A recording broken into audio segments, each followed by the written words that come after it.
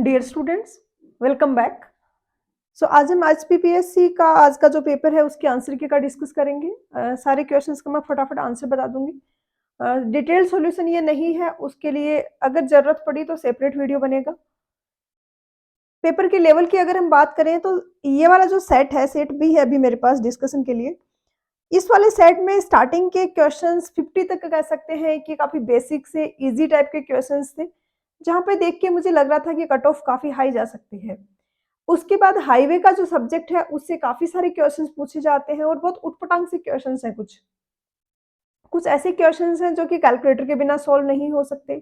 जैसे relative stiffness का I think एक क्वेश्चन है, जिसमें कुछ नंबर आता है, रेज टू पावर 20 आता है।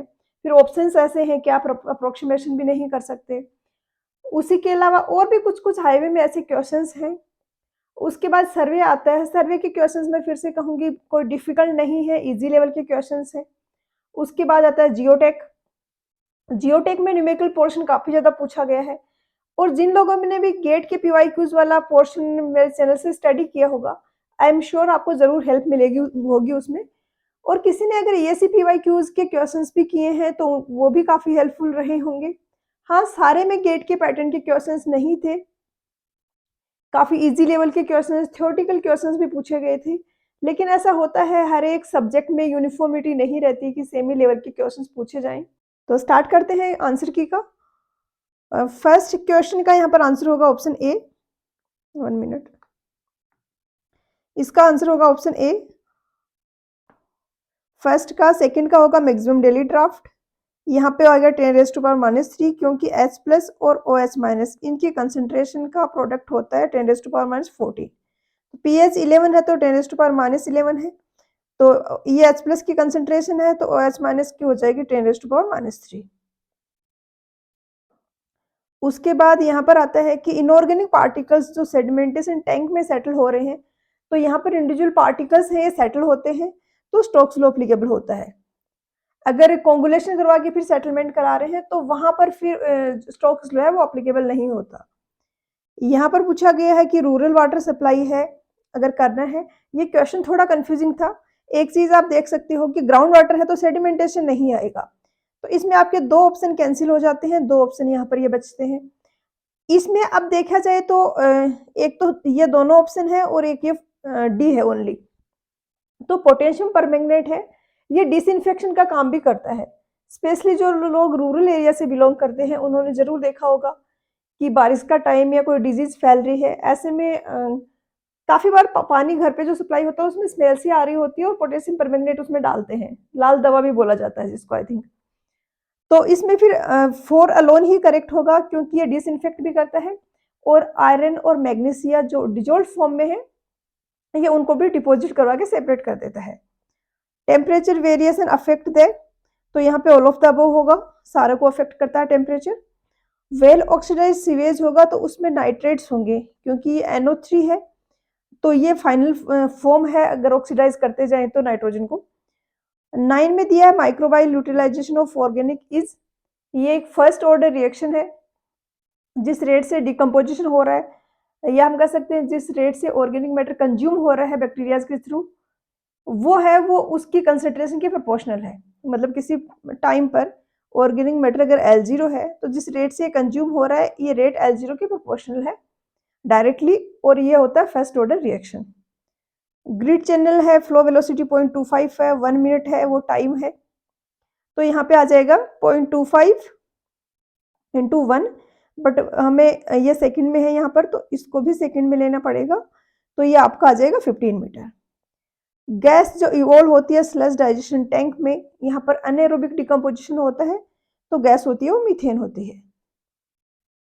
एक्टिवेटेड स्लज में क्या होता है कि जो एक्टिवेटेड स्लज है जिसको हम रिसर्कुलेट कराते हैं उसमें माइक्रोबाइल मास होता है काफी ज्यादा, तो यहाँ पर सी होगा। क्वेश्चन नंबर 13 में दिया है कि पॉइजनस गैस, अब ये तो जिसको याद रहा होगा उसने कर दिया होगा। थोड़ा सा ये जनरल अवेयरनेस और आप कितना अलर्ट रहते हो आसपास की चीजों के बारे में उस पर भी मैटर करता है ये। मिथाइल आइसोसाइनाइड, क्योंकि सबने पढ़ा तो होता है कि हाँ भोपाल गैस ट्रेजेडी हुई थी, बट सारे स्टूडेंट्स की हैबिट नहीं होती कि ज़्यादा डिटेल्स जानना का इंटरेस्टेड हो उसमें। लिक्विड जो परकोलेट होता है ये सबको पता है आपको लीचेट होता है।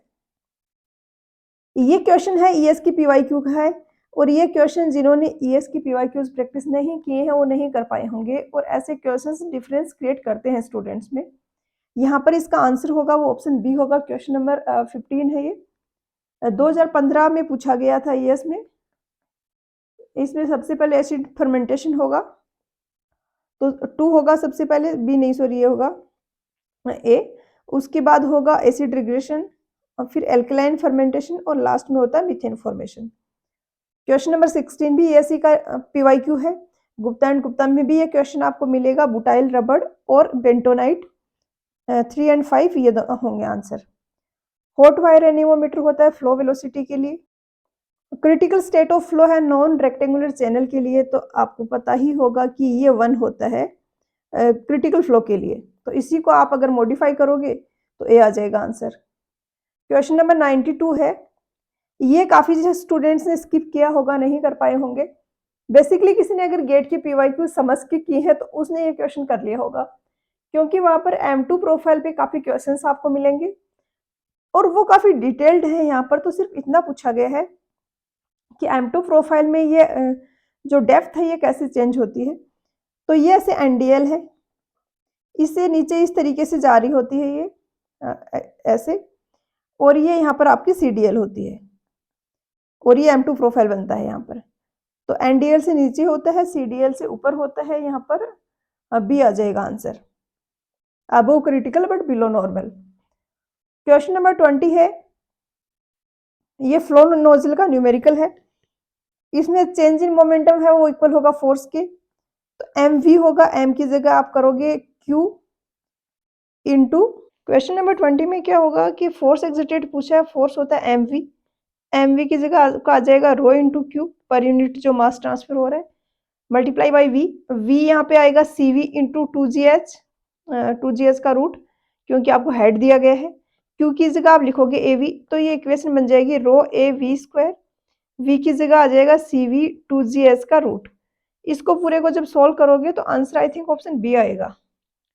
क्वेश्चन नंबर 21 है। ये गुप्ता एंड गुप्ता का क्वेश्चन है और WRE के जितने भी क्वेश्चंस हैं मैक्सिमम गुप्ता एंड गुप्ता से ही पूछे गए हैं।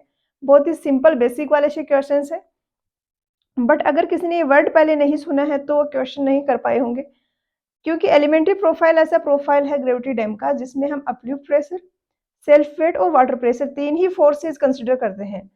तो इसलिए राइट एंगल ट्राइंगल होता है यहाँ पे elementary profile. Question number 22 easily कोई भी कैलकुलेट कर सकते हो आप। ये फॉर्मूला आपको लगाना था H1 minus H2 raise to power 3 upon 4 H1 upon H2। यहाँ पर वैल्यूज पुट करोगे तो ए आ जाएगा आंसर। क्वेश्चन नंबर 23 में आपको पता ही है बी होगा। क्वेश्चन नंबर 24 है CV अपॉन E का स्क्वायर, इस तरीके से सोल्व करोगे तो ए आएगा आंसर। क्वेश्चन नंबर 25 भी गुप्ता एंड गुप्ता के हैं, ये ऊपर वाले ज्यादातर questions. P into T will be equal to 1, क्योंकि रिटर्न पीरियड होता है 1/P या P होता है 1/T, ऐसे भी कर सकते हैं। ये भी गुप्ता एंड गुप्ता का क्वेश्चन है। डेड स्टोरेज होगा, यहाँ पर ये होगा। बेसिकली ऑगस्ट फ्ले होता है एक रेक्टेंगुलर नोज के जैसे एक्ट करता है। स्टोरेज कोफिशिएंट है, ये डायमेंशनलेस है, ये भी गुप्ता एंड गुप्ता से पूछा गया है। डिस्चार्ज पर यूनिट ड्रॉडाउन जो होता है वो होता है स्पेसिफिक कैपेसिटी, और स्पेसिफिक यील्ड होता है टोटल वॉल्यूम ऑफ वाटर जो हम ग्रेविटेशनल फोर्सेस से एक्सट्रैक्ट कर सकते हैं divided by total volume of aquifer. Question number 30 में दिया है यहाँ पर ये कि कौन सी कैनाल होगी राइट एंगल पे, तो ये होती है साइड स्लोप कैनाल। ये भी गुप्ता एंड गुप्ता का क्वेश्चन है। ये भी थोड़ा मॉडिफाइड है गुप्ता एंड गुप्ता से। एट द टो होगा। ग्रेविटी डैम है, 100 मीटर वाटर डेप्थ है। तो अर्थक्वेक यहाँ पर एक्ट करता है 4H upon 3π। Gupta and Gupta में इसका थ्योरेटिकल क्वेश्चन मिलेगा आपको, यहाँ पर आपको वैल्यू पूछ ली है तो आप इसको सोल्व करोगे तो आई थिंक आपका ऑप्शन यहाँ पे 42.44 मीटर आ जाएगा। H की जगह 100 लेना है। 33 भी गुप्ता एंड गुप्ता से ही लिया गया है, ऐसा क्वेश्चन है वहाँ पे एक एग्जैक्टली सेम नहीं है आई थिंक। या वैसे भी जिसके कंसेप्ट क्लियर वो कर सकता है, जिसको स्ट्रीमलाइन बॉडी के बारे में पढ़ा हुआ है वो कर लेगा। क्वेश्चन नंबर 34 में डी होगा आंसर। क्वेश्चन नंबर 35 है, इसमें यहाँ पे सी आएगा आंसर। इसमें आपको करना है कंप्रेसिव फोर्सेज और जो डायरेक्ट कंप्रेसिव फोर्सेज है और जो बेंडिंग वाले फोर्सेज हैं उनको इक्वेट करना है। m/i into Y is equal to, यहाँ पे करना है कंप्रेसिव वाला, p/a, तो सी आ जाएगा आपका आंसर। 36 में होगा बी, ये एसएससी जेईई के पीवाईक्यू से पूछा गया है। क्वेश्चन नंबर 37 है, सिंपल सा है, ईएस में भी एग्जैक्टली सेम क्वेश्चन आपको मिल जाएगा, बाकी भी बहुत बेसिक सा है, जस्ट आपको स्ट्रेन जीरो करना है, डी आ जाएगा आंसर। ये भी काफ़ी इजी है, एवरेज शियर स्ट्रेस निकालोगे, उसको 4/3 से मल्टीप्लाई कर दोगे, ए आएगा आंसर यहाँ पर। क्वेश्चन नंबर कौन सा चल रहा है, 38। क्वेश्चन नंबर 39 है, ये भी सिंपल बेसिक ही था, इसको अगर आप यहाँ पे सॉल्व करोगे तो ऑप्शंस में दिक्कत थी, ऑप्शंस यहाँ पर आई थिंक मेरे अकॉर्डिंग कोई भी सही नहीं है, करेक्ट ऑप्शन इसका होना चाहिए था 16 इंटू एच, ये वाला, जो कि है या नहीं यहाँ पर ऑप्शंस में। आगे चले तो क्वेश्चन नंबर 40 है, इसमें ये पूछा गया, तो ये डैम्प्ड वाइब्रेशन होता है जिसमें कि इस तरीके से वेव बनती है आपकी, धीरे धीरे मैग्नीट्यूड, जो एम्पलीट्यूड है ये डिक्रीज होता रहता है। श्रिंकेज की वैल्यू होगी बी 0.0003, डबली रेनफोर्स्ड है वो अंडर स्ट्रेस्ड होता है, ए होगा आंसर। सिंपली सपोर्टेड स्लैब में ये आईएस कोड से पूछा गया क्वेश्चन है, 1/7 ऑफ द स्पान। अगर आपने मेरा आईएस 456 वाला वीडियो है उसमें दिए हुई सारी चीजें याद करी होगी तो ये क्वेश्चन हो गया होगा।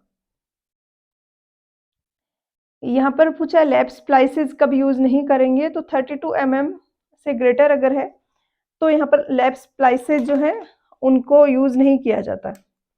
45 में पूछा कि ये क्या रिप्रेजेंट करता है, तो आपको पता है E/d2y/dx², इसको हम इक्वेट करते हैं m के, ये क्वेश्चन आपने कहीं ना कहीं पढ़ी होगी, और आपको पता है dm/dx है वो शियर फोर्स होता है, तो इसको डिफ्रेंशिएट करोगे तो ये इक्वेशन आएगी और ये रिप्रेजेंट करेगा शियर फोर्स को। क्वेश्चन नंबर 46 में दिया है कि लॉन्ग शाफ्ट है D subjected to twisting T, तो maximum normal stress at its cross section, तो क्रॉस सेक्शन पे 0 होगा, डी होगा आंसर। 47 में आई थिंक डी होना चाहिए। 48 में यहाँ पर 2 टाइम्स साइज ऑफ वेल्ड होगा। Simply supported beam uniformly distributed load यहाँ पर कैरी कर रही है, इसको आप सोल्व करोगे तो 5/72 वाला आई थिंक ए आएगा आंसर। आगे अगर चलें तो 50 है, क्वेश्चन नंबर 50, ये ऐसे का क्वेश्चन है, इसका मुझे नहीं आइडिया कि क्या आएगा आंसर, बट ये न्यूमेरिकल है, जिसने किया होगा उसको पता होगा कि सही होगा, ऐसे कुछ मिस्टेक होने के चांसेस नहीं है। बस नॉर्मली हम इस टाइप के क्वेश्चंस करते हैं, फिक्स्ड होता है और ये सपोर्ट होता है, इसमें इन्होंने तीनों ही ऐसे सपोर्ट ले लिए हैं, तो जो ये आपके स्टैंडर्ड ऐसे के मेथड है उनसे हो जाएगा। यहाँ पे मोमेंट 0 आएगा, इस बात का ध्यान रखना है। क्वेश्चन नंबर 51 में दिया है कि सी वाटर एक्सपोज्ड है तो क्या होना चाहिए, तो M30 होता है। व्हीकल की विड्थ है 2.5 मीटर से एक्सीड नहीं करना चाहिए। 53 है, सिंगल रेन रोड, ये भी हाईवे के कुछ इजी क्वेश्चंस भी थे स्टार्टिंग के, बाद के क्वेश्चंस थोड़े प्रॉब्लमेटिक है, तो ये आपको पता ही है 2 इंटू स्टॉपिंग डिस्टेंस होगा। अब ये थोड़ा ट्रिकी क्वेश्चन हो गया, आपसे हेडलाइट डिस्टेंस पूछ ली है, लेकिन हेडलाइट डिस्टेंस मिनिमम कितना होना चाहिए, स्टॉपिंग साइड डिस्टेंस इतना होना चाहिए, क्योंकि उतना तो डिस्टेंस तक आपको दिखना चाहिए ना हेडलाइट से कम। अगर उतना ही नहीं दिख पा रहा है तो फिर तो आप रोक नहीं पाएंगे कुछ ऑब्स्ट्रक्शन दिखने पे व्हीकल को। तो यहाँ पे बेसिकली आपको स्टॉपिंग साइड डिस्टेंस ही निकालना था, और ये ईएससी के पीवाईक्यू से रिपीट हुआ है डेटा चेंज करके। तो कुछ स्टूडेंट्स ऐसे भी बोल रहे थे कि हाँ गेट पीवाईक्यू से कुछ नहीं आया, तो ऐसा नहीं है, क्वेश्चंस वहां से आए हैं, टाइम कम था, आप लोग अच्छे से उनको बार बार रिवाइज नहीं कर पाए होंगे, पूरा कवर नहीं कर पाए होंगे, इस वजह से आपको लग रहा होगा, या फिर जो सब्जेक्ट आपने वहां से किए उनमें से ईएससी गेट के पीवाईक्यू क्वेश्चंस नहीं पूछे गए होंगे। हाँ, पेपर का लेवल थोड़ा और एक्सपेक्टेड था कि ज़्यादा न्यूमेरिकल बेस्ड होगा, थोड़ी और कैलकुलेशन और कंसेप्चुअल क्वेश्चंस होंगे, उनका रेशियो थोड़ा कम रहा है। फ्लेक्सिबल पेमेंट है, इसमें सॉफ्टवेयर यूज होगा ये D IIT PAV। Soil subgrade modulus है, ये कंप्यूट करते हैं हम प्लेट लोड बियरिंग टेस्ट से। ये भी गुप्ता एंड गुप्ता में क्वेश्चन है, बट ये बिना कैलकुलेटर के कर नहीं पाओगे आप, तो स्किप कर देना ही बेटर है ऐसे क्वेश्चंस को। फॉर्मूला आपको पता ही है सबको, इसने भी यहाँ पे जो इसका पेपर है लिखा हुआ है, इसमें वैल्यूज रख के आप निकाल ही लोगे, कैलकुलेटर है तो आंसर। यहाँ पे ये ऐसे क्वेश्चंस हैं जो कि कंसेप्ट बेस्ड भी नहीं है, जिसने कंसेप्ट किया सिर्फ उससे भी नहीं हो पाएगा, थोड़ा सा आप ऑप्शंस देखिए, एक जजमेंट टाइप बना सकते हो जो कभी सही होगा कभी गलत होगा। यहाँ पर डी आएगा answer. Grading type used VG होगा, VG 10, VG 20। Marshall method of mix design में माउल्ड होता है, उसका साइज ये होगा A. Falling gradient followed by rising gradient, ऐसा अगर रेलवे ट्रैक पे कहीं आ रहा है तो उसका बोला जाता है momentum gradient. Curved railway track है, सेफ स्पीड यहाँ पे क्या होगी, ये भी मैं स्किप कर रही हूँ, कुछ ऐसे न्यूमेरिकल्स जो अभी टच में नहीं हुए जिनके ज्यादा। पैसेंजर कार यूनिट है तो ये यहाँ पर अफेक्टेड नहीं होगी पेमेंट मटेरियल कैरेक्टरिस्टिक से। ये सैंड फाउंड्री की वेबसाइट से लिया गया क्वेश्चन है जिनका आप कुछ कर नहीं सकते, क्योंकि सैंड फाउंड्री पे इतने ज्यादा नंबर ऑफ क्वेश्चन हैं और इतने इजी और कंसेप्टलेस क्वेश्चन हैं जिनको आप अगर प्रैक्टिस करोगे तो कुछ ज्यादा सीखने को नहीं मिलेगा।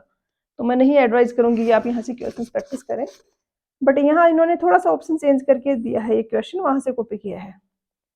ये क्वेश्चन काफी स्टैंडर्ड है एयरपोर्ट का, बी आएगा इसका आंसर। इसका मुझे अभी आइडिया नहीं है, मैं इसको स्किप कर रही हूँ, न्यूमेरिकल प्रॉब्लम है। 66 में दिया है roadway suggested by the highway capacity manual, 6 होता है यहाँ पर, ए बी सी ऐसे एफ तक होता है। ये भी, ये आप यहाँ पर इक्वेशन जो दिख रहे हो इस तरीके से कैलकुलेट करने का था, जिसको आप बिना कैलकुलेटर के कर नहीं पाओगे तो स्किप कर देना ही बेटर है। ये क्वेश्चन थोड़ा सा ट्रिकी है, इस तरीके से आप इसको कर सकते थे कि 5 मीटर टेप है और उसमें एरर इतनी है, तो परसेंटेज में आप अगर आप एरर निकाल लो, और क्यूब है मतलब ये आपका रेक्टेंगुलर ब्लॉक है, इसके डायमेंशन से अगर मतलब इसकी जगह हम स्क्वायर लें तो एल क्यूब होगी, तो 3 डेल्टा एल अपॉन एल, ये वॉल्यूम में आपके एरर आएगी। लेंथ में जो एरर आ रही है उसकी 3 टाइम्स यानी आपके वॉल्यूम में एरर आएगी।